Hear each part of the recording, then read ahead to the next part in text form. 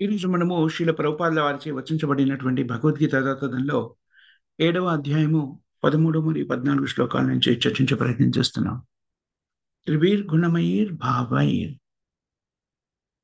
ఏభిః ఇదం జగత్ మోహితం నాభిజానాతి మామేభ్య పరమవ్యయం. ఈ భౌతిక జగత్తంతా కూడాను త్రిగుణాలచే ప్రభావితం చేయబడి భౌతిక జగత్తంతా ప్రకృతి అంతా కూడా త్రిగుణాల ప్రభావం చే నిర్వహించబడుతుంది. కానీ కృష్ణుడు భౌతిక జగత్తులోకి వస్తారు. మనం కూడా భౌతిక జగత్తులోకి వస్తున్నాం. సామాన్యమైనటువంటి జీవులందరూ కూడాను. కానీ కృష్ణుడు భౌతిక జగత్తులోకి రావడము, సామాన్య జీవులు భౌతిక జగత్తులోకి రావడంలో వ్యత్యాసం ఉంది. కృష్ణుడు స్వయంగా 4వ అధ్యాయంలో అర్జునుడికి చెబుతానేమని, 4వ అధ్యాయం 9వ శ్లోకంలో, అర్జున, నువ్వు నేను ఇద్దరం కూడాను అనేక జన్మల్ని స్వీకరించాము. వాటినన్నిటి కూడా నువ్వు మర్చిపోయావు, కానీ నేను మర్చిపోలేదు. ఈ మరుపు అనేటువంటిది తమో గుణం వల్ల ఏర్పడుతున్నటువంటిది. కృష్ణుడు అనేక పర్యాలు జనించినప్పటికీ తన యొక్క ఆవిర్భావము అంతర్ధానం అంతా కూడాను త్రిగుణాల ప్రభావం చే ఏర్పడటం లేదు. శ్రీకృష్ణు యొక్క ఆవిర్భావము దివ్యమైనటువంటిది. జన్మకర్మ చమే దివ్యం, ఆధ్యాత్మికమైనటువంటి, సామాన్యమైనటువంటివి లేకపోతే బద్ధజీవులు ప్రకటితమైనటువంటివి కావు. కృష్ణుని యొక్క ఆవిర్భావాన్ని మన ఆవిర్భావం, మనము జనించడం లాంటిది, లేకపోతే మనము ఈ భౌతిక జగత్తుని వదిలేయడం లాంటిది అనుకున్నాం అనుకోండి, మనం పొరపాటు పడినట్టే. ఎలాంటి స్థితిలో ఉన్నట్టు? మోహితం త్రిభిర్ గుణమైర్ భావైర్ ఏభిః సర్వం ఇదం జగత్ మోహితం. మోహితం నాభిజానాతి. మోహితం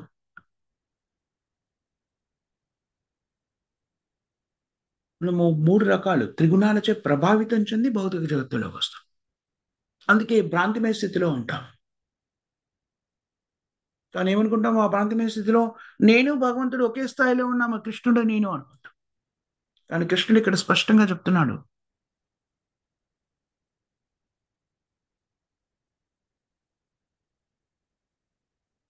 జీవాత్మలు నేను ఒకే స్థాయిలో ఉన్న వాళ్ళం కాదని కృష్ణుడు స్వయంగా చెప్తున్నాడు. ఏమని?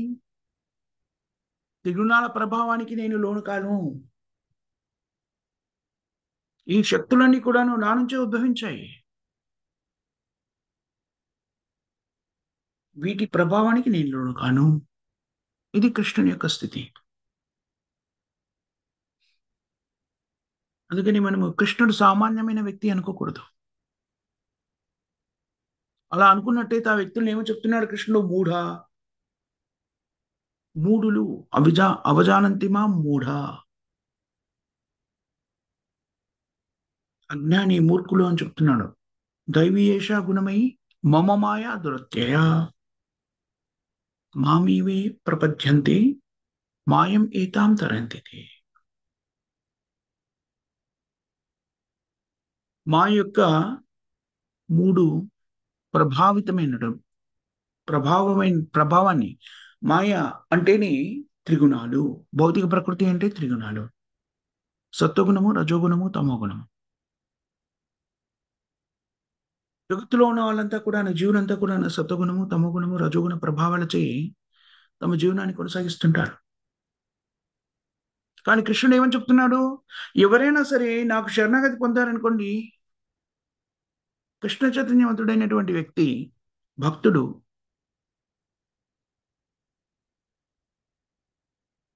గుణాలకి అతీతం కాలేనటువంటి, గుణాల యొక్క కబంధ హస్తాల నుంచి మనం తప్పించుకోలేము. అలాంటి కబంధ హస్తాల నుంచి ముక్తుడవుతాడు. అది భక్తుని యొక్క స్థితి. భక్తుడు మాయా ప్రభావానికి అతీతుడవుతాడు, మాయ యొక్క ప్రభావంలో ఉంటాడు. భగవంతుడిని, కృష్ణుని ఆధీనంలో ఉంటాడు. అందుకని వాళ్ళకి భయము అనేటువంటిది ఉండదు. కృష్ణుడు స్వయంగా చెప్తున్నాడు 18వ అధ్యాయం 66 శ్లోకంలో అనేక పర్యాలు మనం చెప్పుకుంటాం. ఎవరైనా సరే నన్ను శరణాగతి పొందారనుకోండి, వాళ్ళ బాధ్యతని నేను స్వీకరిస్తాను. అహం త్వాం సర్వ పాపేభ్యో మోక్షయిష్యామి. ఒకవేళ వ్యక్తి కృష్ణ చైతన్యాన్ని స్వీకరించడానికి ముందు పాపభూయిష్టమైన జీవన విధానాన్ని కొనసాగించినప్పటికీ, అలాంటి వ్యక్తి యొక్క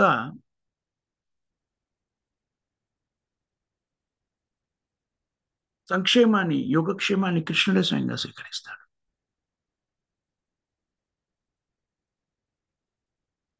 పూర్వాశ్రమంలో అనేక రకమైన పాపాలు చేసిన వ్యక్తి కూడాను విశుద్ధమైన భక్తుల సాంగత్యం మూలంగా ప్రామాణికమైనటువంటి కృష్ణ చైతన్యాన్ని స్వీకరించి కృష్ణ భక్తుడు అయ్యాడనుకోండి, వెంటనే కృష్ణుడు ఆ వ్యక్తి యొక్క బాధ్యతని స్వీకరిస్తాడు. కృష్ణ యొక్క బాధ్యతని కృష్ణుడిచే కృష్ణుని బాధ్యతలోకి వెళ్ళిపోతారు కాబట్టి భక్తుడు వెంటనే అన్ని రకాల కల్మషాల నుంచి ముక్తుడవుతాడు. కృష్ణుడి ద్వారానే మనకి మార్గదర్శనం కూడా చేయబడుతుంది. అందుకని కృష్ణుడు ఇక్కడ చాలా స్పష్టంగా వివరించి చెప్తున్నాడు. భౌతిక జగత్తులోని వ్యక్తులంతా కూడాను త్రిగుణాల ప్రభావానికి లోనైనారు. కానీ ఎవరైనా సరే తనను ఆశ్రయించిన వాళ్ళు ఈ త్రిగుణాలకి అతీతులు అవుతారు. త్రిగుణాల ప్రభావం నుంచి బయటపడతాడు.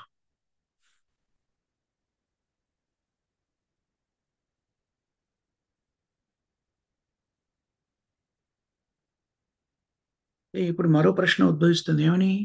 ప్రతి వాళ్ళు కూడాను భౌతిక కాలుష్యాల నుంచి బయటపడడానికి ప్రయత్నం చేస్తున్నట్లయితే భౌతిక ప్రకృతి యొక్క కాలుష్యాల నుంచి అంటే ముక్తులు కావాలనుకున్నప్పుడు భౌతిక కాలుష్యాల నుంచి బయటపడ్డము అంటే త్రిగుణాల ప్రభావాల నుంచి బయటపడ్డము అంటే ముక్తులు అవడం. గొప్ప సాధువులు కానివ్వండి, రకరకాలైనటువంటి ఆధ్యాత్మిక జీవన విధానాన్ని స్వీకరించే యోగులు కానివ్వండి, భౌతిక ప్రకృతి యొక్క త్రిగుణాల నుంచి బయటపడడానికి ప్రయత్నం చేస్తున్నాడు. అందుకని వాళ్ళు రకరకాల తపస్య, యజ్ఞాలు, యాగాలు, తపస్యలు చేస్తారు. కానీ ఇక్కడ కృష్ణుడు ఏమని చెప్తున్నాడు? కేవలం కృష్ణుని యొక్క చరణారవిందాల ఎదుట శరణాగతిని పొందినట్టయితే తక్షణము వాళ్ళు ముక్తులవుతారు, మాయా ప్రభావం నుంచి ముక్తులవుతారు అని చెప్తున్నాడు. ఇప్పుడు ప్రశ్న ఏమిటి అంటే, ఇంత సులభంగా త్రిగుణాల నుంచి బయటపడగలిగేటువంటి అవకాశం లభించినప్పుడు ఈ పద్ధతిని జనులెందుకు స్వీకరించడం లేదు? ఎవరైనా అడగవచ్చు ఇది కదా. సమాధానం ఏంటి? దాన్ని వాళ్ళు విశ్వసించకపోవడం. ఏమంటారు? ఓ ఇంత సులభమా? లేదు లేదు, చాలా కష్టతరమైనటువంటి. ఇంత సులభంగా ఎలా అవుతుంది? మనం చెప్పుకున్నాం చూడండి, గత కొన్ని రోజులుగా మాట్లాడుకుంటున్నప్పుడు అనేక సందర్భాలు చెప్పుకున్నాము. సృష్టి ఎలా ప్రకటితమైంది, ఎలా నిర్వహించబడుతుంది, మనమంతా ఎవరమి, మనకి ప్రకృతికి ఉన్న సంబంధం ఏమిటి, సృష్టి కారకులు ఎవరు, ఏమి శక్తియా లేకపోతే ప్రకృతియా, యుక్తియా, వ్యక్తియా, ఏంటి, దానికి మనకి మధ్య ఉన్న సంబంధం ఏంటి తెలుసుకోవడానికి అతి సులభంగా భగవద్గీత భాగవతాన్ని అధ్యయనం చేస్తే చెప్పేస్తున్నారు కృష్ణుడు. కానీ వ్యక్తులు ఇంత సులభంగా ఎలా ఉంటుంది, అది కాదు, దానిలో ఒక పారాగ్రాఫ్ ఒక అధ్యాయమో చదివేస్తే మీకు ఎలా అంత సులభంగా ఎలా ఉంటుంది, ఇది చాలా కష్టతరమైంది, క్లిష్టంగా కనబడుతుంది కాబట్టి కష్టంగానే తెలుస్తుంది అనేటువంటి మూర్ఖ భావనతోని కోట్లు ఖర్చు పెట్టేసి ఈ రకరకాలుగా జీవితాలన్నీ కూడాను ఈ సృష్టి ఎలా నిర్వహించబడుతుంది అనే రీసెర్చ్, సైంటిఫిక్ అప్రోచ్ అని మాట్లాడతారు. కానీ చాలా సులభంగా చెప్పేశారు. అదే విధంగా ఎందుకు రకరకాలైనటువంటి వ్యక్తులు విభిన్నమైనటువంటి యోగ పద్ధతుల్ని, యజ్ఞయాగాదులు నిర్వర్తిస్తారు ఇంత సులభంగా కృష్ణుడికి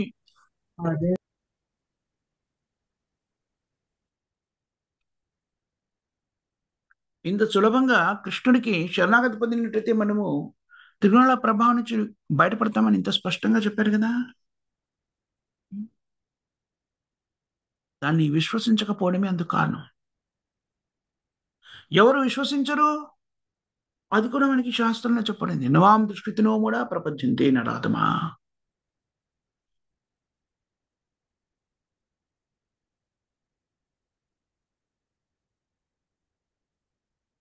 ఎవరైనా సరే, కానీ కృష్ణుడు ఏం చెప్తున్నాడు? మామేవే ప్రపద్యంతే మాయాం ఏతాం తరంతితే. ఎవరైనా సరే కృష్ణుడిని శరణాగతి పొందినట్టయితే ఆ యొక్క ప్రభావం నుంచి బయటపడతాడు. కానీ ఎవరైతే దాన్ని విశ్వసించరో దుష్కృతులు అని చెప్పబడ్డాడు. దుష్కృతులు.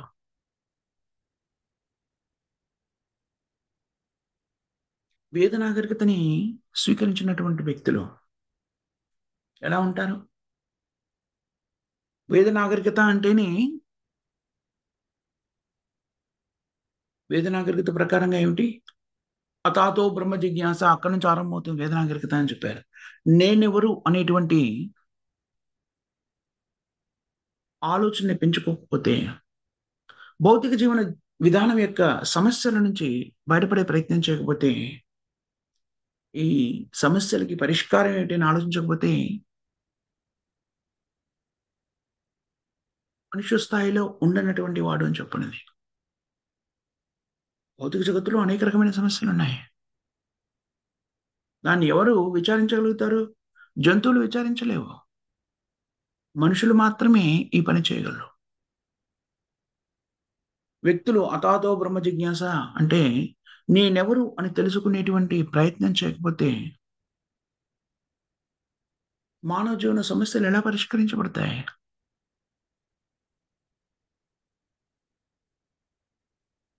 ఈ ప్రశ్న ఉదయించకపోతే వ్యక్తి మనుష్య రూపంలో కనబడుతున్నప్పటికీ మనుష్య చైతన్యాన్ని ఇంకా పొందలేదు అని అర్థం. ఇంకా జంతు జీవన విధానము, జంతువుల యొక్క చైతన్యంలో స్థిరపడి ఉన్నాడు.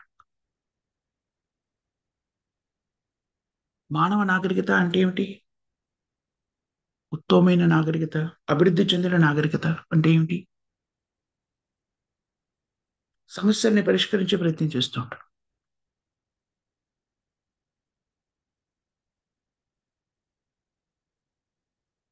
కానీ భౌతికమైనటువంటి తత్వంతో సమస్యల్ని పరిష్కరించే ప్రయత్నం చేస్తే, ఒక సమస్యని పరిష్కరిస్తే మరొకటి, మరో సమస్యను పరిష్కరిస్తే మరొకటి. యుద్ధాలు రాకుండా ఉండడం కోసమని, యుద్ధంలో జయించడం కోసమని ఆటం బాంబులు తయారు చేశారు. ఇప్పుడు ప్రపంచవ్యాప్తంగా జనులందరూ కూడాను న్యూక్లియర్ బాంబులు తయారు చేశారు, అణుబాంబులు తయారు చేశారు. దాంతో ప్రపంచవ్యాప్తంగా జనులందరూ కూడాను శాంతిని ఎలా పరిరక్షించాలి అనేటువంటి దాని నానాజాతి సమితి అని ఒకటి ప్రారంభించారు అని చెప్పుకున్నాం ఇంతకుముందు, మొదటి ప్రపంచ యుద్ధం తర్వాత. అది పరిపూర్ణంగా విఫలమైంది. రెండో ప్రపంచ యుద్ధం వచ్చేసింది. దాని తర్వాత ఇప్పుడు ఐక్యరాజ్య సమితి అని స్థాపించారు సమస్యల్ని పరిష్కరించడం కోసం. మనం చూస్తూ ఉన్నాం.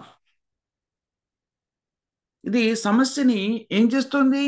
పరిష్కరించడం లేదు, అలా పొడిగిస్తూ పోతుంది. మనకి మనకి మన జీవితంలో ఉన్న సమస్య మనం చూస్తున్నాం. భారతదేశంలో పాకిస్తాన్‌కి, భారతదేశానికి మధ్య వచ్చిన సమస్య ఉంది కదా! కాశ్మీర్‌లో కొంత భాగాన్ని ఆక్రమించారు అని భారతదేశం, అది మాది అని పాకిస్తాను, అది ఐక్యరాజ్య సమితి దాకా చాలా సార్లు వెళ్ళింది. పరిష్కరించినట్టు మనకు కనబడదు. ఇప్పుడు కూడా చూస్తున్నాం రష్యా, యుక్రెయిన్ మధ్యలో ఒక సంఘర్షణ స్థితి ఏర్పడినప్పుడు ఐక్యరాజ్య సమితి ముందడుగు వేసి ఆ సమస్యని పరిష్కరించే ప్రయత్నం చేయడం గాని, సమస్యను పరిష్కరించడం గాని చేయలేదు. యుద్ధం ఇంకా జరుగుతూనే ఉంది.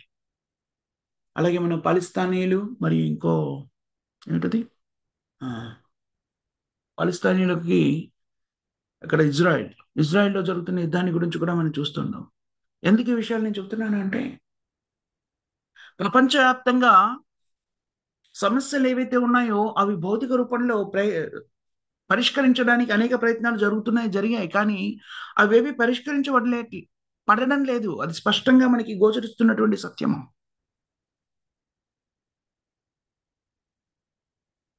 పరిష్కరించలేకపోయినా మనం ప్రయత్నిస్తున్నాం.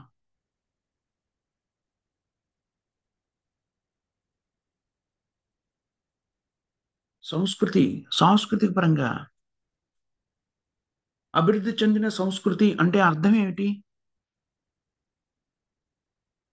సహజ సిద్ధంగా కొన్ని సమస్యలు అనేటువంటివి ఏర్పడతాయి. వాటిని పరిష్కరించే ప్రయత్నించడం.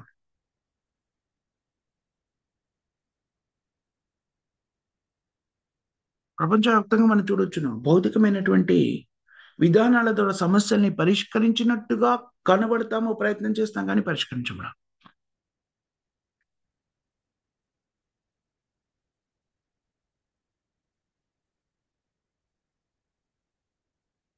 కొన్నిసార్లు కొన్ని దేశాల్ని ప్రపంచంలో అభివృద్ధి చెందిన దేశాలు, కొన్ని అభివృద్ధి చెందుతున్న దేశాలు అంటారు. అభివృద్ధి చెందిన దేశాలు అని ఎవరిని అంటారు? కొన్ని ప్రాథమిక సమస్యలుగా కనబడేటువంటివి. పారిశుద్ధ్యము, లేకపోతే రవాణా సౌకర్యాలు అభివృద్ధి చెందితే, ఓహో! అభివృద్ధి చెందిన దేశాలు అంటారు. సరే, పారిశుద్ధ్యము, రవాణా సౌకర్యాలకు సంబంధించిన సమస్యల్ని తీర్చేసామనుకోండి, మరో కొత్త సమస్య ఉద్భవిస్తది. ఆ సమస్యను పరిష్కరిస్తే మరో సమస్య. సో, ఈ అన్నింటికి కారణభూతమైన సమస్య ఏమిటి? మూల కారణం ఏమిటి? నా మూల సమస్య ఏమిటంటే, మనము వేదన అనుభవించకుండా ఉండడానికి ప్రయత్నం చేస్తాం. ఆనందకరమైన జీవనాన్ని పొందడానికి ప్రయత్నం చేస్తాం. అంతే కదా! ప్రశాంతమైన, శాంతియుతమైన జీవనం. అది లేకపోవడమే సమస్య. కదా! ఆలోచించండి.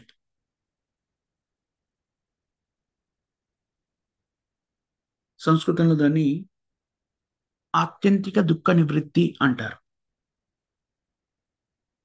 ఆత్యంతిక దుఃఖ నివృత్తి. వేదనకి కారణభూతమైన సమస్యల్ని పరిష్కరించడం. ఇలాంటి వేదనని అనుభవించాలి అనుకోం. ప్రశాంతమైన, ఆనందకరమైన జీవనాన్ని మనం కోరుకుంటాం. కానీ భౌతిక జగత్తులో అది సాధ్యమయ్యే విషయం కాదు. అది సమస్య. జీవాత్మ ప్రాకృతికంగా, సహజంగా ఆనందకరమైన జీవనాన్ని కోరుకుంటాడు. ఆనందమయోభ్యాస్యాత్. అభ్యాసాత్. అభ్యాసాత్. సహజ సిద్ధంగా ఉన్నటువంటి గుణం. ఆనందకరమైన జీవనం.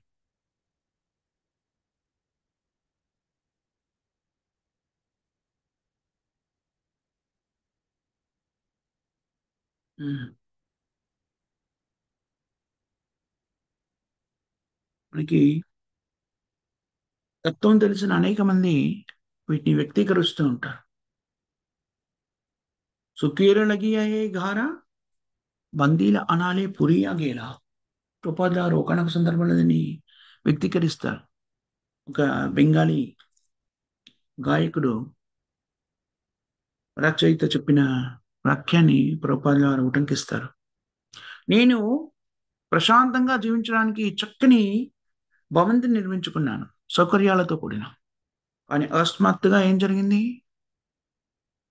అగ్ని ఆవహించుకొని పూర్తిగా నశించిపోయింది.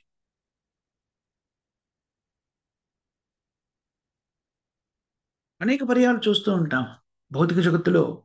రాజకీయ నాయకులు కానివ్వండి, తత్వవేత్తలు కానివ్వండి, ముఖ్యంగా రాజకీయ నాయకులు మనము దగ్గరగా చూస్తుంటాం. చాలా కష్టపడి అధినేత అవడానికి ప్రయత్నం చేస్తారు. దేశానికో, ప్రాంతానికో వగైరా వగైరా. అధినేత కావచ్చు, లేకపోతే వ్యాపారంలో అభివృద్ధి చెందే ప్రయత్నం చేసేటువంటి వ్యాపారవేత్తలు కావచ్చు. హ్మ్. రకరకాల ప్రయత్నాలతో ముందుకెళ్ళే ప్రయత్నం చేస్తూ ఉంటారు. మనకి బాకీ రూపంలో కొన్నిసార్లు దూరంగా చూస్తే చాలా ఆనందకరమైన జీవనం గడుపుతున్నట్టుగా కనిపిస్తుంది. కానీ క్షణాల్లో పూర్తిగా నశించిపోవడం మనం అనేక పర్యాలు చూసాం. చరిత్రలో మనము ఇలాంటి సంఘటనలు అనేకం చూస్తాం. అత్యంత అభివృద్ధి చెందిన దేశం చెప్పబడేటువంటి అమెరికా లాంటి దేశాల్లో కూడాను జాన్ ఎఫ్ కెనడీ పేరు వినే ఉంటారు మీరు. పూర్వం ఆశ్రమంలో ప్రెసిడెంట్‌గా ఉండడానికి ప్రయత్నం చేసి, చాలా ఆనందకరమైన జీవనాన్ని కొనసాగిస్తున్నారని ప్రపంచమంతా అనుకున్న సమయంలో ఎన్నుకోవడానికి సిద్ధపడ్డారు. ఎన్నుకోబడబోతున్నాడు అనుకున్న సమయంలో హతమార్చబడ్డాడు. క్షణాల్లో. మనం భారతదేశంలో కూడా చూసాం. అనేకులు హతమార్చబడ్డం మనం చూసాం. అంటే భౌతిక జగత్తులో వ్యక్తులంతా కూడా ఆనందంగా ఉండడానికి, సౌకర్యవంతంగా ఉండడానికి ప్రయత్నం చేస్తున్నారు. కానీ భౌతికమైన సౌకర్యాలతో మనం ఆనందంగా ఉండే ప్రయత్నం చేసేదంతా కూడాను ఎంత అభివృద్ధి చెందినా కూడాను క్షణాల్లో భంగురం అవుతుంది అది. ఇది నిజం కదా? ఈ విషయంలో ఎలాంటి అనుమానాలు కూడా లేవు. దీన్ని మేము అంగీకరించము, వ్యతిరేకిస్తున్నాం అనడానికి కూడా ఆస్కారం లేదు. కళ్ళెదుట కనబడుతున్న సత్యం ఇది. ఈ సమస్య. ప్రతి వాళ్ళు కూడా తమ సమస్యల్ని తమ మానసిక కల్పనలతో ఇష్టానుసారంగా పరిష్కరించే ప్రయత్నం చేస్తున్నారు. కానీ సమస్యలు పరిష్కరించబడడం లేదు. కుటుంబ పరంగా చూసినా కూడాను, ఆహ్, ప్రాంత పరంగా చూసినా కూడాను, రాష్ట్ర పరంగా చూసినా కూడాను, దేశం మొత్తం పరంగా చూసినా, ప్రపంచవ్యాప్తంగా ఉన్న సమస్యలు కూడాను పరిష్కరించబడడం లేదు. ఎందుకని?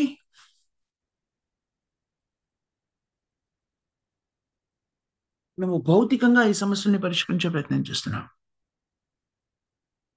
బాహ్యమైన సమస్యల్ని, తాత్కాలికమైన సమస్యల్ని పరిష్కరించే ప్రయత్నం చేస్తున్నాము. వీటికన్నింటికి మూల కారణమైనటువంటి సమస్యని గ్రహించడం కానీ, దాన్ని పరిష్కరించే ప్రయత్నం కానీ మనం చేయట్లేదు. రకరకాల సమస్యలు పేదరికం కానివ్వండి, లేకపోతే ఆహార సమస్య కానివ్వండి, రకరకాల సమస్యలు భౌతిక జగత్తులో ప్రకటించే సమస్యలంటికి మూల కారణం ఏమిటి అని అన్వేషించినట్టయితే, మనకి శాస్త్రంలో అది ప్రకటితం చేయబడింది. మూల సమస్య ఏమిటి? జన్మ మృత్యు జరావ్యాధి దుఃఖ దోషానుదర్శనం.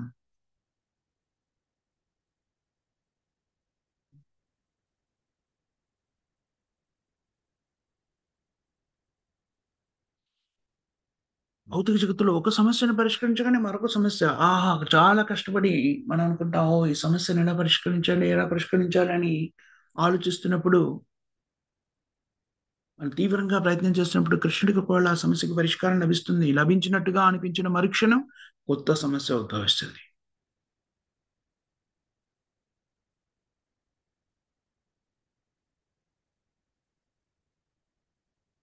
తెలివితేటలు కలిగిన వ్యక్తి ఆలోచించవలసిన విషయం ఏమిటి? ఈ సమస్యలన్నిటికీ మూలం ఎక్కడుంది? దానికి సమాధానం ఏమిటి? మూల సమస్య ఏమిటి? దాన్ని పరిష్కరించే విధానం ఏంటి? ఈ సమస్యలన్నిటికి ఒక మూల సమస్య ఉంది. మీరంతా అంగీకరిస్తారా? లేకపోతే సమస్యలే లేవు. మనం ఆనందంగా ఉన్నాము అంటారు.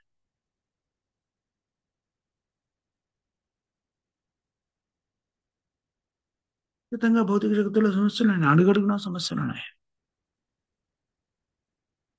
ఇప్పుడు భౌతిక తత్వం ద్వారా, భౌతిక సిద్ధాంతాల ద్వారా దాన్ని పరిష్కరించే ప్రయత్నం కూడా చేస్తూ ఉంటారు. మనం కూడా చేస్తూ ఉంటాం కదా! మన దైనందిన జీవనంలో వచ్చే సమస్యల్ని. పరివార పరంగా వచ్చే సమస్యలు, వ్యక్తిగతంగా ఆధ్యాత్మిక, ఆదిదైవిక, ఆదిభౌతిక క్లేశాలు మనకి రకరకాలుగా వ్యక్తీకృతం. ఆర్థిక సమస్య, ఆహార సమస్య, ఇంకా రకరకాలుగా వ్యక్తీకృతం అవుతూ ఉంటాయి. అవి పరిష్కరించే ప్రయత్నం చేస్తాం. ఏదో ఒక విధంగా దాన్ని పరిష్కరించే ప్రయత్నం చేయగానే మరొక సమస్య ప్రకటితమవుతుంది. ఈ సమస్యలన్నిటికి పరిష్కారము భగవద్గీతలో 7వ అధ్యాయంలో చెప్పబడింది.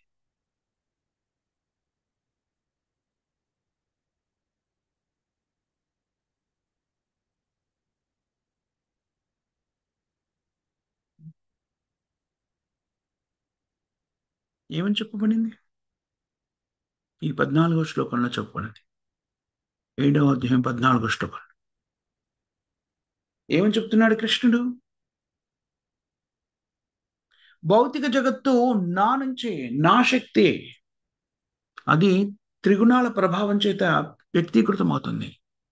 దీన్ని అధిగమించడము అత్యంత కష్టతరమైనటువంటి విషయం. భౌతికమైన ప్రక్రియల ద్వారా మీరు అధిగమించలేరు. కానీ ఎవరైతే నన్ను శరణాగతి పొందుతారో, వాళ్ళు ఈ భౌతిక ప్రకృతి యొక్క క్లేశాల నుంచి బయటపడగలుగుతారు. ఇది సమస్యకి పరిష్కారము. ఈ దివ్యమైన శక్తి ఏమని చెప్తున్నాడు? నాది, నాచే నిర్వహించబడుతుంది. నా శక్తి. భౌతిక ప్రకృతి భగవంతుడైన కృష్ణుని యొక్క శక్తుల్లో ఒకటి అని చెప్పుకుంటామని చెప్పబడింది స్పష్టంగా. అందుకని భగవంతుని శక్తి కాబట్టి, కృష్ణుని శక్తి కాబట్టి ఇది చాలా శక్తివంతమైనటువంటిది, బలీయమైనటువంటిది. భగవత్ శక్తి కదా, చాలా బలీయమైనటువంటి. భౌతిక ప్రకృతి ద్వారా ప్రకటితం చేయబడేటువంటి సమస్యని అధిగమించడము చాలా కష్టము, దుస్సాధ్యము. కానీ ఈ శక్తి ఏం కలిగి ఉంది దీంట్లో? సత్వరజస్తమో గుణాన్ని కలిగి ఉంది, మూడు గుణాలు. ఈ మూడు గుణాలని కలిగి ఉన్నటువంటి భౌతిక ప్రకృతిని అధిగమించడము దుస్సాధ్యం, దుస్సాధ్యము. సత్వరజస్తమో గుణాలు. మరి దాని సమస్యకి పరిష్కారం ఏంటి? కృష్ణుడు దాని సమస్యకి పరిష్కారాన్ని ఇక్కడ సూచిస్తున్నాడు. ఎవరైతే నన్ను శరణాగతి పొందుతారో ఈ త్రిగుణాల గురించి అతి సులభంగా, ఈ త్రిగుణాల నుంచి అతి సులభంగా బయటపడగలుగుతారు. త్రిగుణాల ప్రభావం చేత. ఏం చెప్తున్నాడు కృష్ణుడు ఇక్కడ చాలా స్పష్టంగాను? 18వ అధ్యాయంలో డైరెక్ట్ ఇన్స్ట్రక్షన్, ప్రత్యక్షంగా మనకి ఇవ్వబడే సూచనకి సంబంధించిన వివరణని ఇక్కడి నుంచి కృష్ణుడు చెబుతూ వస్తున్నాడు. త్రిగుణాలచే ఏర్పడేటువంటి సమస్యలన్నింటినీ కూడాను భౌతిక ప్రకృతిలో ప్రతి అడుగునా సమస్యలు ఉన్నాయి. రకరకాలుగా వ్యక్తీకృతం అవుతాయి. ఒకరికేమో ఆర్థిక సమస్యగా, ఇంకొకరికేమో ఇంకో సమస్యగా, ఇంకొకరికేమో పరివారానికి సంబంధించిన సమస్యగా, ఇంకొకరికేమో దేశానికి సంబంధించిన సమస్య, వాళ్ళ పరిసరాలకు సంబంధించిన సమస్య, లేకపోతే ఇంకో విధంగా వ్యక్తీకృతం కావచ్చు. కానీ ఈ అన్ని సమస్యలకి మూలం ఏమిటి? త్రిగుణాలు. భౌతిక ప్రకృతి యొక్క త్రిగుణాలు, సత్వరజస్తమో గుణాలు. ఈ త్రిగుణాలని ఎలా అధిగమించగలము, వాటి ప్రభావానికి లోను కాకుండా ఉండడం ఎలాగా అనేటువంటిది ఆలోచించవలసినటువంటి ప్రశ్న. దానికి సమాధానం కృష్ణుడు స్వయంగా చెప్తున్నాడు. ఈ త్రిగుణాలన్నీ కూడా నా శక్తి. దీన్ని అధిగమించాలంటే మీరు చేయవలసింది ఏమిటి? నన్ను శరణాగతి పొందడము.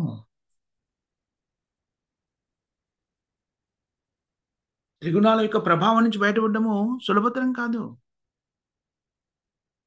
కానీ మీరు ఉత్తమమైన వ్యక్తి అనుకోండి, పరిజ్ఞానవంతులు అనుకోండి, దాన్ని ఆలోచించి దాని మూల సమస్యకి పరిష్కారము ఇక్కడ భగవద్గీతలో చెప్పబడింది.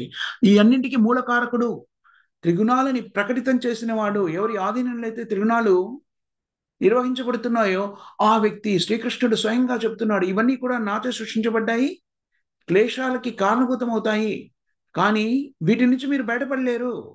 వీటి నుంచి బయటపడడానికి ఏకైక మార్గం ఏమిటి? నన్ను శరణాగతి పొందడం ద్వారా మీరు బయటపడగలుగుతారు.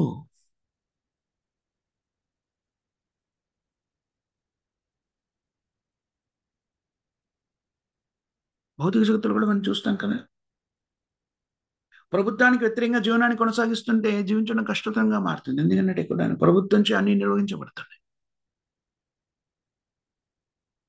కానీ ప్రభుత్వ నియమాలకి అనుగుణంగా జీవించడం మొదలెడితే జీవనం సహజంగా మారిపోతుంది. శాసనాన్ని ఉల్లంఘించామనుకోండి, రక్షక భటులు మనం వెనకబడతారు పట్టుకోవడానికి కదా, కారాగారంలో బంధించడానికి, శిక్షించడానికి. కానీ ప్రభుత్వ నియమాలకి అనుగుణంగా జీవనాన్ని కొనసాగించామనుకోండి, మన వైపు రక్షక భటులు రావడం కానీ అలాంటివి ఏం జరగవు కదా. అలాంటిది ఇది కూడా, ఇదేమైనా కష్టమా అర్థం చేసుకోవడము? కృష్ణుడు ఏం చెప్తున్నాడు? త్రిగుణాలు నా ప్రభావం చేత వ్యక్తీకృతం అయ్యాయి, భౌతిక ప్రకృతి అంతా నా అధీనంలో ఉంది, దాన్ని మీరు ఏ ప్రయత్నంతో కూడా బయటపడలేరు. కానీ ఏ విధంగా బయటపడగలరు? దానికి సమాధానం కూడా కృష్ణుడు చెప్తున్నాడు.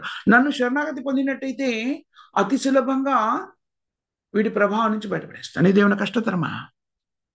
ప్రభుత్వ నియమాలకి అనుగుణంగా మన జీవనాన్ని కొనసాగిస్తే ఏ నేరాలోపన ఉండదు, ఎవరు మనం వెనుకబడ్డము, పోలీసులు మన గురించి పట్టించుకోడు, మన వైపే రాడు. కానీ శాసనానికి విరుద్ధంగా జీవనాన్ని కొనసాగిస్తుంటే వెతికి పట్టుకెళ్ళిపోతారు కదా, క్లేశాలకి కారణభూతం అవుతుంది. భౌతిక జగత్తులో సమస్యలు ఉండి తీరుతాయి. ప్రకృతి అందుకే నిర్దేశించడం జరిగింది. ప్రకృతి యొక్క నియమాల్ని అధిగమించడము సాధ్యమయ్యే విషయం కాదు.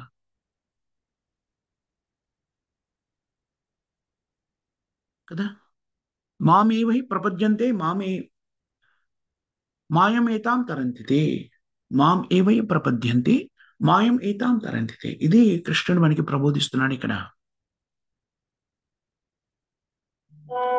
ఈ త్రిగుణాల ప్రభావం నుంచి బయటపడాలి అంటే ఏకైక మార్గం మామేవే ప్రపద్యంతే మాయం ఏతాం తరంతితే. ఈ భౌతిక ప్రకృతి ఒక సమస్యని పరిష్కరిస్తే మరొకటి, మరొక సమస్యని పరిష్కరిస్తే మరొకటి, ఇలా ప్రకృతిని చేస్తుంది. ఇప్పుడు మనము ఏం చేయాలని చెప్తున్నారు ఇక్కడ?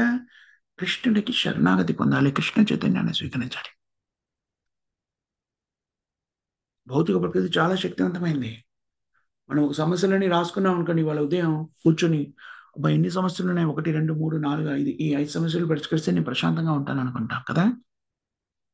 అవి పరిష్కరించగానే చాలా కష్టపడతాం, ఆహా పరిష్కరించబడేది మొదటిది, ఇంకా 4 ఉన్నాయి, 4 ఉన్నాయి, ఇంకా ఏ విధంగా పరిష్కరించుకోవాలి. ఈ ఈ పరిష్కరించేలోగా మనకి మళ్ళీ 4, 5 రెడీగా సిద్ధంగా ఉంటాయి.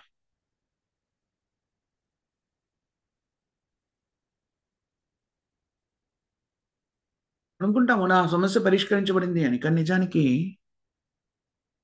ఆ సమస్య మరో సమస్యను సృష్టిస్తుంది. మరి ఎలాగా భౌతిక ప్రకృతి, భౌతిక విధానాలను అనుసరించి సమస్యను పరిష్కరించాలంటే ఎప్పుడు కూడా పరిష్కరించబడలేదు. ఈ సమస్యలన్నింటికీ మూల కారణమైనటువంటి సమస్య ఏమిటి? భగవద్గీతలోనే చెప్పబడింది, జన్మ మృత్యు జరావ్యాధి దుఃఖ దోషానుదర్శనం.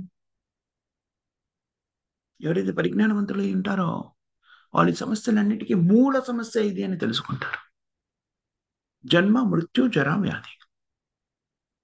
జన్మించినాం కాబట్టే కదా, జన్మ తీసుకున్నాం కాబట్టే కదా రకరకాలైన సమస్యల్ని కూడా అనుభవిస్తున్నాం. జన్మించడమే నిజానికి క్లేశకరమైనటువంటి స్థితి.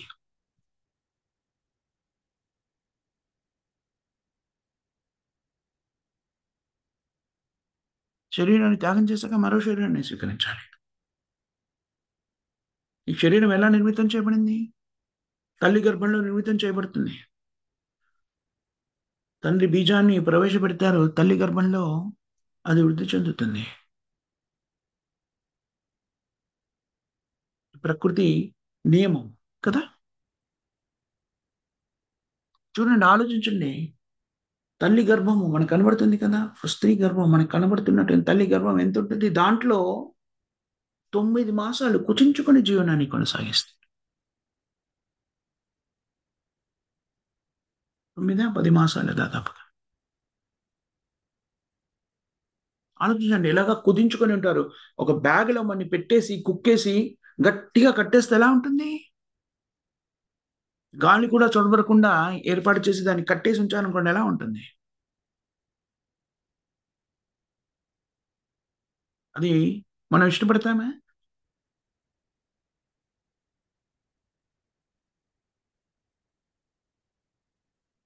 ఉం. మామూలుగా అయితే అలా కట్టేసి ఉంచారనుకోండి, ఒక దాంట్లో ఒక చిన్న బ్యాగులో పెట్టేసి, మీ ఎత్తుకన్నా తక్కువగా ఉన్న బ్యాగుని తీసుకొని, మీ వ్యాసార్థం కన్నా తక్కువగా ఉన్న బ్యాగులో దాన్ని గట్టిగా దానిలో ఉంచేయడానికి కూడా మిమ్మల్ని కాళ్ళు చేతుల కుదించుకొని దగ్గరగా ముడుచుకొని కూర్చుని అలా పెట్టేసి కట్టేసి ఉంచారనుకోండి, ఎంతసేపు ఉంటాం? కొన్ని నిమిషాల్లో వ్యక్తి మరణిస్తాడు. కానీ మనకి ఎలాంటి వేదన ఇవ్వబడుతుంది? తల్లి గర్భంలో ఉన్నప్పుడు మరణించకుండా ఉండడానికి కావలసిన శ్వాసని అందిస్తూ ఆ వేదన అనుభవించే స్థితి కల్పించబడుతుంది.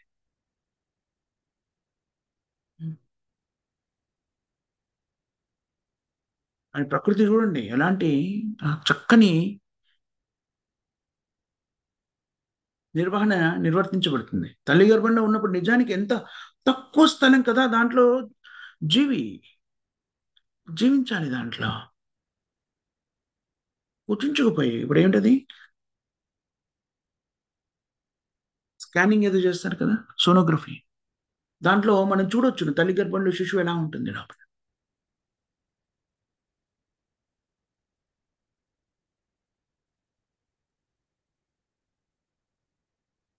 కానీ జీవించి ఉండడానికి చక్కగా ప్రకృతి ఆ జీవాత్మ తల్లి గర్భంలో జీవించడానికి ప్రకృతి చక్కని పరిస్థితిని కల్పించింది.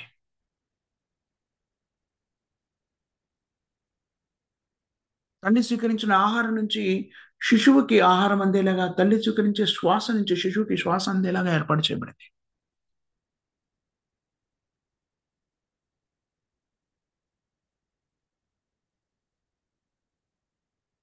స్పృహ, పరిపూర్ణమైనటువంటి స్పృహ లేని స్థితిలో కూడాను ఆ శరీరం వృద్ధి చెందేలాగా తల్లి గర్భంలో ఏర్పాట్లు చేయబడ్డాయి. వ్యక్తులు ఏమనుకుంటారు? జన్మదినము అని చాలా ఉత్సాహంగా జరుపుకుంటూ ఉంటారు కదా! నిజానికి. నిజానికి అది చాలా క్లేశకరమైన స్థితి. జన్మము అనేటువంటిది. హ్మ్. అనేక మంది తల్లి గర్భంలోనే మరణించేవాళ్ళు, జనన సమయంలో మరణించే వాళ్ళు అనేకులుంటారు. భగవత్ కృప వల్ల జీవి ఆ శరీరాన్ని పొంది బయటపడగలుగుతుంది. ఎలాగా? భగవత్ కృప వల్ల. శాస్త్రంలో చెప్పబడింది జీవాత్మకి అక్కడున్నప్పుడు కూడా చైతన్యం ఉంటుంది కదా! జీవాత్మ అంటేనే చైతన్యవంతమైనటువంటిది. తల్లి గర్భంలో ఉన్నప్పుడు భగవంతుని ప్రార్థిస్తుంది. ఆ వేదనని భరించలేక ఏమని? "ఈ వేదన నుంచి నన్ను ముక్తుడిని చేయండి. దీని నుంచి బయటపడిన తర్వాత నీ భక్తుడిగా నేను స్థిరపడతాను." అదే కదా మీరు కోరుకుంటున్నారు. మీకు శరణాగతి పొందాలని కదా మీరు ఆదేశిస్తున్నారు. దాన్ని నేను శిరసావహిస్తాను. నా ఈ వేదన నుంచి నన్ను బయటపడండి అని వేడుకుంటుంది.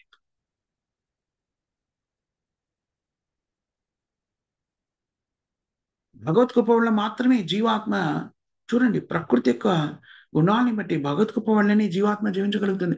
లేకపోతే తల్లి గర్భంలో ఏ శాస్త్ర విధానాన్ని అవలంబించి అలాంటి పరిస్థితిని ఏర్పరిచి జీవిని జీవించేలా చేయగలం చెప్పండి? తల్లి గర్భంలో ఉన్నటువంటి స్థితిలో ఏ వ్యక్తినైనా భౌతికంగా బాహ్య జగత్తులో పెట్టామనుకోండి జీవించలేడు. ఏ మనిషినైనా తీసుకొని అలాగా మొత్తం గూడా కుదించేసి అలా 9, 10 మాసాలు గాలి చొరబడని ప్రదేశంలో పెట్టి కేవలం శ్వాస ఓ పైప్ ద్వారా శ్వాస ఇచ్చే ప్రయత్నం చేయండి. జీవించలేడు. అంటే తల్లి గర్భంలో ఉన్నప్పుడు జననము అనేటువంటి ప్రక్రియలో కూడాను వేదన ఉంది. అదే విధంగా మృత్యు సమయానికి కూడా వేదన ఉంది. మృత్యు కూడా వేదనే.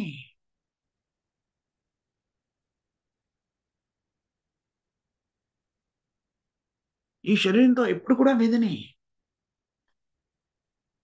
వ్యాధి మూలంగా కలిగేటువంటి వేదన. వృద్ధాప్యం వల్ల కలిగేటువంటి వేదన.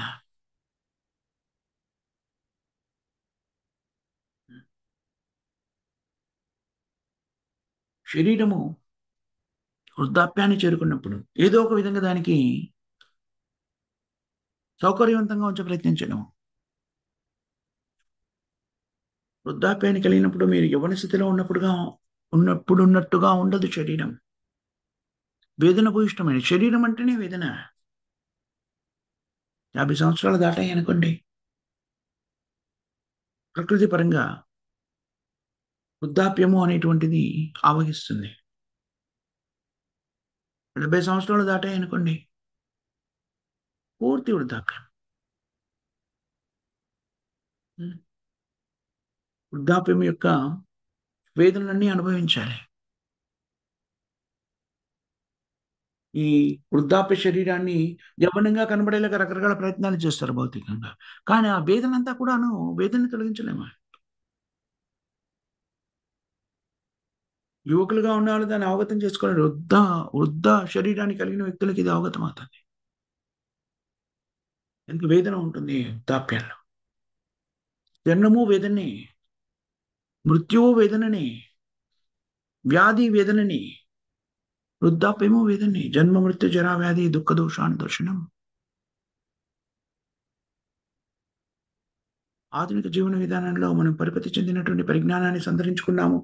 తద్వారా అభివృద్ధి చెందాము అనుకునేటువంటి వ్యక్తులందరూ కూడా ఆలోచించవలసినటువంటి విషయం ఏమిటి అంటే, కొంత పరిజ్ఞానాన్ని కలిగి ఉన్న వ్యక్తి అయినా కూడాను సహజంగా ఆలోచించవలసినటువంటి సమస్య. ముఖ్యంగా వైద్యులకిది కొంచెము అది ఒక ధన సేకరణకి చేసే ఉపాధిగా కాకుండా కొంచెం ఆలోచనతోని, విచక్షణతోని ఆలోచించినట్టు వైద్యులకిది అతి సులభంగా బోధపడుతుంది. అనుక్షణం కూడా రోగగ్రస్తులైనటువంటి వ్యక్తులు వాళ్ళ దగ్గరికి వస్తుంటారు, శరీరాన్ని చూస్తుంటారు, ఎలాగా అస్తవ్యస్తంగా మారిపోతుంది జీవనము అనేటువంటిది, శరీరము ఎన్ని వేదనలకి గురి చేస్తుంది వ్యక్తిని వాళ్ళు గమనిస్తుంటారు. ఒక రకమైనటువంటి వేదన కాదు, అనేక రకమైన వేదనలు. దురదృష్టకరమైన విషయం ఏంటి అంటే, ఎలాంటి మాయా ప్రభావానికి లోని వ్యక్తులు ఏమనుకుంటారు అంటే, యంత్రాలను ట్రీట్ చేసినట్టుగా టక టక టక టక ట్రీట్ చేసి పంపించేస్తుంటారు.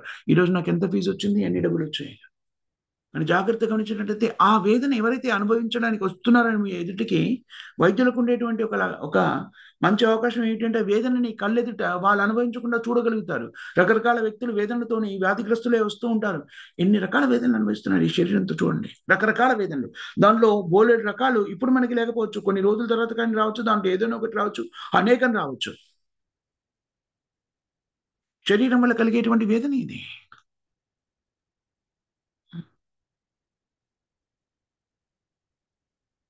ఈ వేదనలన్నింటికి కూడాను ఈ సమస్యలన్నింటికి పరిష్కారం ఏంటి? మూలం ఎక్కడి నుంచి ఉంది? ప్రకృతి నుంచి ఉద్భవిస్తుంది అని స్పష్టంగా చెప్పబడింది. మరి ప్రకృతి యొక్క ప్రభావం నుంచి బయటపడే విధానం ఏమిటి? కృష్ణుడు ప్రబోధిస్తున్నాడు ఈ 14వ శ్లోకంలో. చాలా ముఖ్యమైన శ్లోకం ఇది.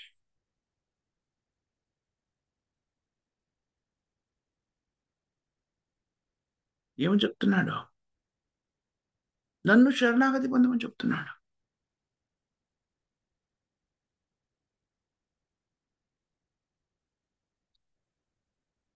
ఎవరైతే నన్ను శరణాగతి పొందుతారో ప్రకృతి యొక్క నియమాలకి అతి సులభంగా అతీతులు కాగలుగుతారు.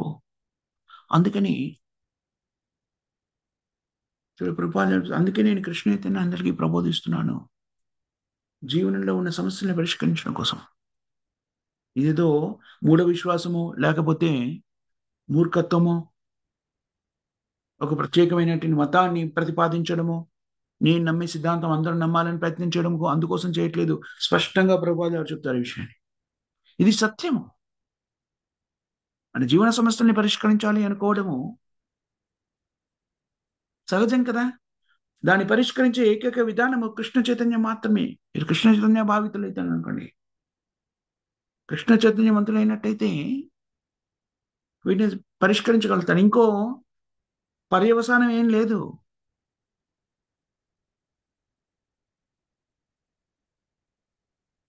కృష్ణనామ కరో భాయ్ ఆరాసభా మిథ్యా.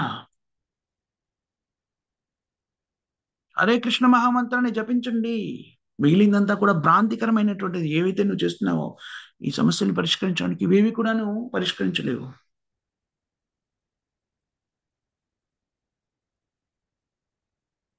ఎందుకని? ప్రాథమిక సమస్య జన్మ మృత్యు జరా వ్యాధి.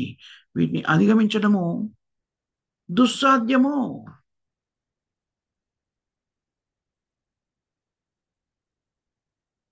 అందుకని ఇక్కడ కృష్ణుడు చెప్పినటువంటి సూచన ఏదైతే ఉందో మనకి ఇక్కడ చాలా స్పష్టంగా సమస్య ఏమిటి, దాన్ని పరిష్కరించే విధానం ఏమిటి స్పష్టంగా చెప్పడింది. మామేవ ప్రపద్యంతే మాం ఏవయే ప్రపద్యంతే మాయం ఏతాం తరంతితే స్పష్టంగా చెప్పబడింది. కృష్ణుడిని శరణాగతి పొందినప్పుడు మాత్రమే మనము మన సమస్యల్ని పరిష్కరించగలుగుతాము. మరి కృష్ణుని శరణాగతి పొందే విధానం ఏమిటి? హరే రామ హరే రామ హరే రామ ఇవ కేవలం కలియుగ నాస్తేవా నాస్తేవా నాస్తేవా గతిరన్యద. కలియుగంలో కృష్ణుని శరణాగతి పొందే ఏకైక విధానము కృష్ణ చైతన్యవంతులు అవడము. అంటే ప్రతినిత్యము కనీసంగా 16 మార్లు హరే కృష్ణ మహామంత్రాన్ని జపించడం. హరే కృష్ణ కృష్ణ కృష్ణ హరే హరే, హరే రామ రామ రామ హరే హరే. కృష్ణ ప్రసాదాన్ని మాత్రమే స్వీకరించిన, భుజించే ఆహారము కృష్ణుడికి నివేదించినదే అయి ఉండాలి.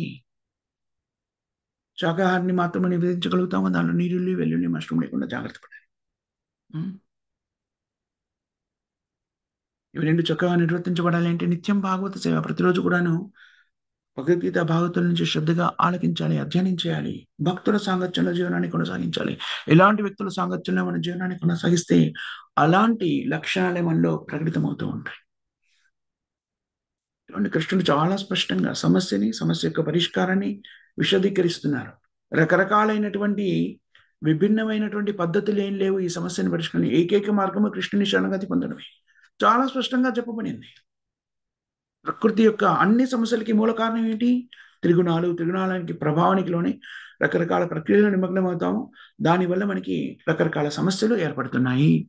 మరి ఈ త్రిగుణాలకి ప్రభావం కాకుండా ఉండాలి అంటే మనకి ఈ ప్రక్రియలో నేను భాగస్తుని కాకూడదు అనే అభిప్రాయం ఉన్నప్పటికీ దాని నుంచి మనం బయటపడలేకపోతున్నాము. త్రిగుణాల నుంచి ఎలా బయటపడగలమో దాన్ని కూడా ఇక్కడ కృష్ణుడు స్పష్టంగా చెప్పారు. ఎప్పుడైతే కృష్ణుని శరణాగతి పొందుతామో మామేవయే ప్రపద్యంతే మాయం ఏతాం తరంతితే, నేను అప్పుడు దీని నుంచి ఈ త్రిగుణాల ప్రభావానికి లోన నుంచి పరిరక్షిస్తాను. కృష్ణుని స్వీకరించడం మాత్రమే అన్ని సమస్యలకి పరిష్కారము. ఏదో ఊహాజనితంగా చెప్పినటువంటిది కాదు, శాస్త్రబద్ధంగా వైజ్ఞానిక పరంగా మనకి అందించబడినటువంటి సందేశం ఇది. దీన్ని మనం స్వీకరించినట్టయితే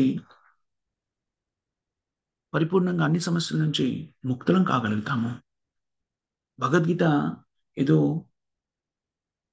కాలక్షేపానికి అధ్యయనం చేసేటువంటి గ్రంథం కాదు, నిజంగానే మన సమస్యలకి పరిష్కారాన్ని చూపించేటువంటి గ్రంథం. దీని జీవితంలోకి అన్వయించుకొని దీని ప్రకారంగా జీవితాన్ని కొనసాగించినట్లయితే అన్ని సమస్యలు పరిష్కరించబడతాయి. ఇది ఈనాటి మన శ్లోకాల యొక్క తాత్పర్యంగా మనం పరిగణించవచ్చును. ఇక్కడ మనం ముగిద్దాం.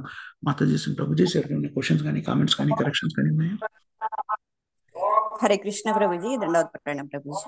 హరే కృష్ణ మాత, దండవత్ ప్రణామం ప్రభుజీ. మరి యొక్క సమస్యలకి కారణము కోరికలు అని చెప్తూ ఉంటారు కదా ప్రభుజీ, అంటే ఆ కోరికలకి కూడా మూలము ఆ త్రిగుణాల ప్రభావం వల్ల కోరికలు వస్తున్నాయని మనం ఇక్కడ తెలుసుకోవచ్చా ప్రభుజీ? ఖచ్చితంగా మాతాజీ. మన కోరికలన్నీ కూడా ఎలాగ ఉంటాయి? సత్వ రజస్తమో గుణాలచే ప్రభావితం చెందినవే కదా అన్ని కోరికలు కూడా. ఏ గుణ ప్రభావానికి లోనైతే ఆ రకమైన కోరికల్ని కోరుకుంటాం అమ్మా. అందుకనే ఆ కోరికలకు కూడా మూలము త్రిగుణాలు అంటున్నారు ప్రభుజీ. నిస్సందేహంగా. ఓకే ప్రభుజీ. ప్రభుజీ వసుదేవి మాతాజీ వచ్చారండి, ఇవాళ బర్త్డే జరుపుకున్నారు కదా. హరే కృష్ణ. వసుదేవి మాతాజీ, కృష్ణ చైతన్య జన్మదిన శుభాకాంక్షలు మాతాజీ. మీకు ఉదయం మేము చెప్పినట్టున్నామా, కానీ మీరు ఉన్నట్టు లేరు కదా. అవును ప్రభు, క్లాస్ జాయిన్ అవ్వాలి.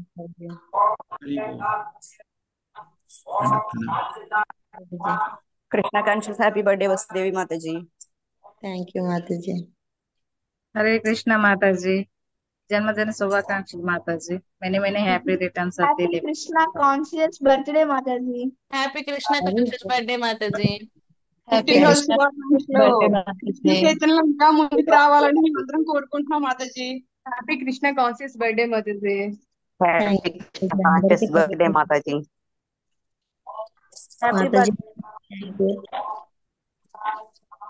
హరే కృష్ణ. దండవత్ ప్రణామాలు ప్రభుజీ. హరి హరి బోల్ మాతా. హరే కృష్ణ. దండవత్ ప్రణామాలు ప్రభుజీ. ప్రభుజీ, ఇక్కడ మేము దేవుడి గుడి దగ్గర ఆ దేవుడికి ముందు గురువులకి హారతి ఇచ్చి తర్వాత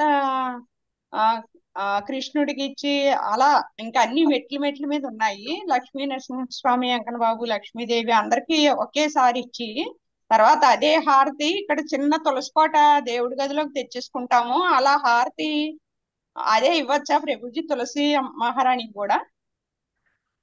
మామూలుగా అయితే తులసికిని మనము ప్రత్యేకంగా మనం చూస్తాం కదా. తులసి పూజ చేసినప్పుడు మీరు చూసారా ఎప్పుడైనా గుడిలో మంగళారతి అయిపోయిన తర్వాత తులసికి ప్రత్యేకంగా హారతి ఇవ్వడం జరుగుతుంది. అవునండి. మరి అదే విధానాన్ని పాటించడం ఉత్తమము.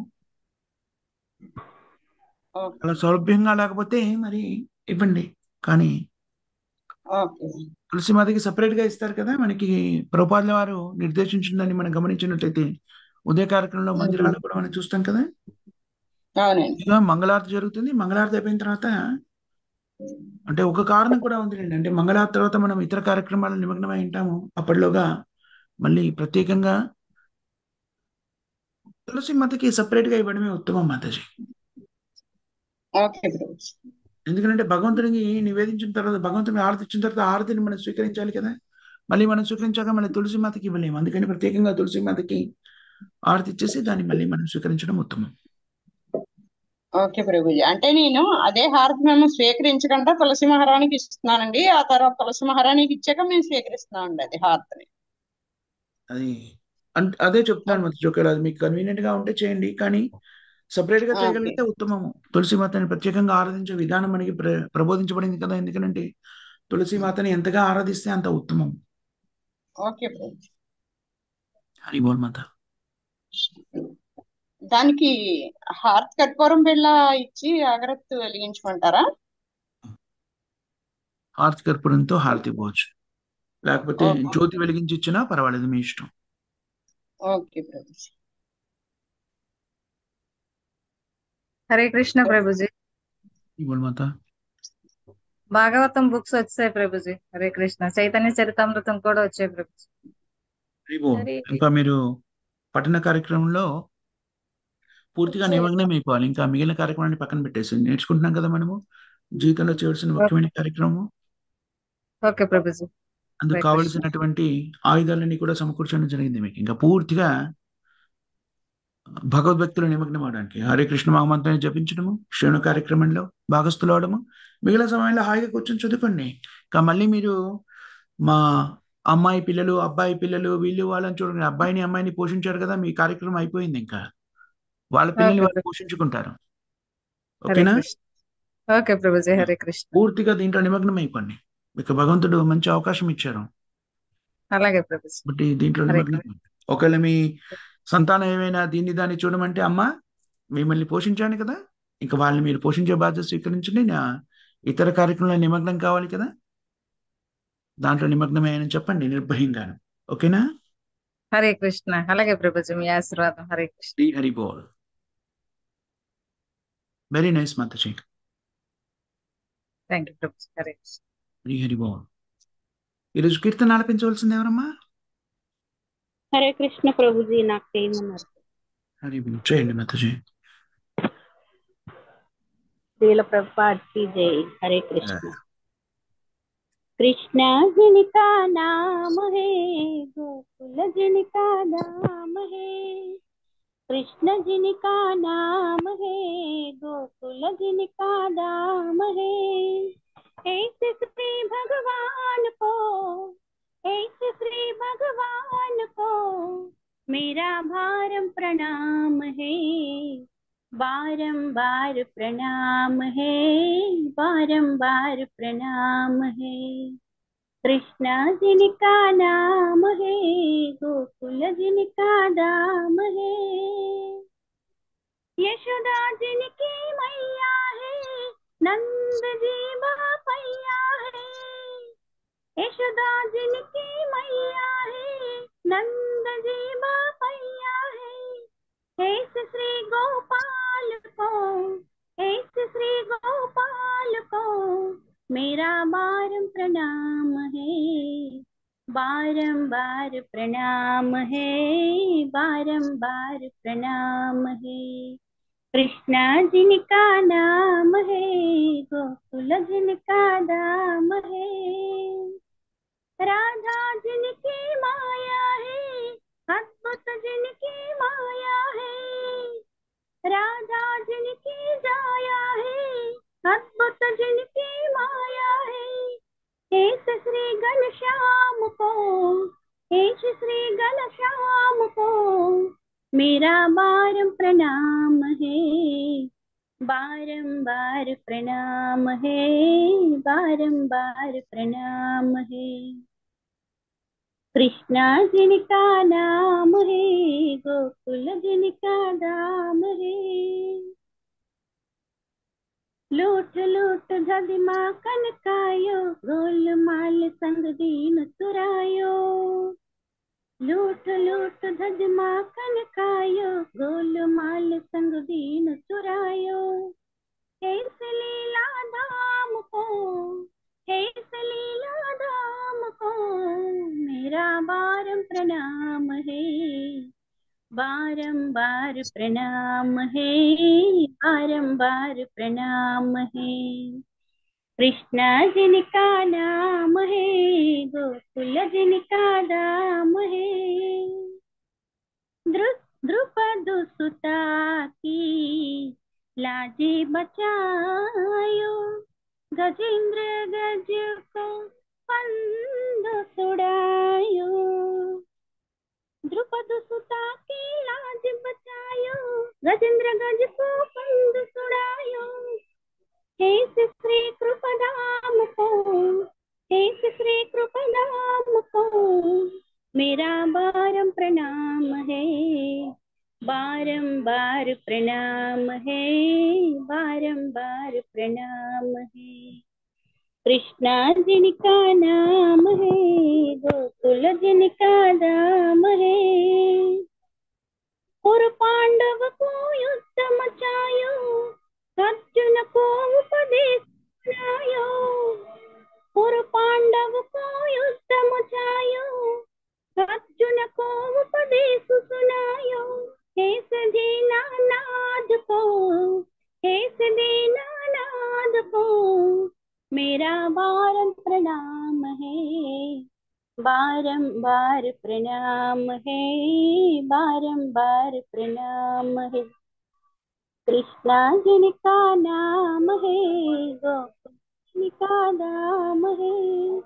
ऐसे श्री भगवान को, ऐसे श्री भगवान को, मेरा प्रणाम है, बारंबार प्रणाम है, बारंबार प्रणाम है। हरे कृष्ण कृष्ण कृष्ण हरे हरे, हरे राम राम राम हरे हरे। हरे कृष्ण कृष्ण कृष्ण हरे हरे, हरे राम राम राम हरे हरे। हरे कृष्ण कृष्ण कृष्ण हरे हरे, हरे राम राम राम हरे हरे। हरे कृष्ण कृष्ण कृष्ण हरे हरे, हरे राम राम राम हरे हरे। हरे कृष्ण कृष्ण कृष्ण हरे हरे, हरे राम राम राम हरे हरे। हरे कृष्ण प्रभु जी, दंडवत प्रणाम। హరే కృష్ణ మాతాజీ, దండత్ ప్రణామ్. చాలా ధన్యవాదాలు మాతాజీ, చక్కగా ఆలపించారు. థ్యాంక్ యూ ప్రభు। హరే కృష్ణ మాతాజీ, చాలా బాగా ఆలకించారు మాతాజీ. చాలా చక్కగా ఎంతగా విందులు విందుగా ఉంది మాతాజీ. హరే కృష్ణ, మీకు ధన్యవాదాలు. థ్యాంక్ యూ మా. హరే కృష్ణ. హరే కృష్ణ. ప్రేమధని గారు చెప్తారమ్మా. हरे कृष्ण प्रभु जी, दंडवत प्रणाम। హరే కృష్ణ ప్రభు, చెప్పండి. जगत गुरु श्रील प्रभुपाद की జై. हरिनाम संकीर्तन की జై. नामाचार्य राधास ठाकुर की జై. कामवश की జై. नाम श्रीमद् भागवतम की श्रीमद् भगवद गीता की జై. अनंत कोटि वैष्णव भक्त वृंद की జై. देवती रमन प्रभु जी की హరే. श्री राधा कृष्ण की జై. हरे कृष्ण प्रभु जी, आई दंडवत प्रणाम। हरि हरि बोल। प्रहलाद प्रभु की जय, श्री हर्षिणी माता जी की जय, समवेत भक्तवृंद की जय, ग्रंथराज श्रीमद् भागवतम की जय, श्रील प्रभुपाद की जय। Thank you very much Mataji, Prabhuji. Srila Prabhupada గారి చింతనను చర్చించే అవకాశం కల్పించారు. మీ అందరికి కూడాను హృదయపూర్వక కృతజ్ఞతలు, ధన్యవాదాలు. హరే కృష్ణ. हरे कृष्ण प्रभु जी, हरे कृष्ण प्रभु जी, दंडवत प्रणाम। दंडवत प्रणाम। हरे कृष्ण प्रभु जी, दंडवत प्रणाम प्रणाम। माताजी, सन ప్రభుజీ. हरे हरे हरि कृष्ण प्रभु जी, दंडवत प्रणाम। हरि हरि हरे कृष्ण प्रभु जी, दंडवत प्रणाम। हरि हरि बोल। दंडवत प्रणाम।